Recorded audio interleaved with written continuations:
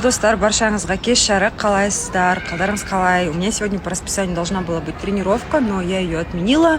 Осталась дома, с мамой вышли на прогулку, и мне доставили небольшой подарок. Я на самом деле для племянницы давно уже присматривала либо украшения, либо часы, ну, потому что такой подростковый возраст, хочется что-нибудь такое интересное, новое, но так как она еще школьница, ей еще рановато какие-то брендовые вещи носить, потому что я сама начала себе покупать уже, когда работала на нескольких работах, начала преподавать, поэтому я думаю, что неплохие реплики – это тоже очень хороший подарок, ну и такой стимул в дальнейшем, чтобы она стремилась, работала, училась. Сейчас покажу вам подарки.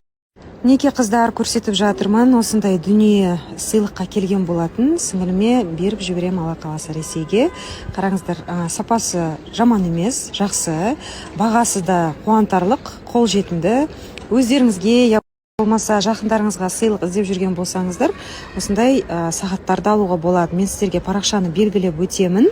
Оларда қол сағаттардан бөлек түрлі әшекей бұйымдар да бар.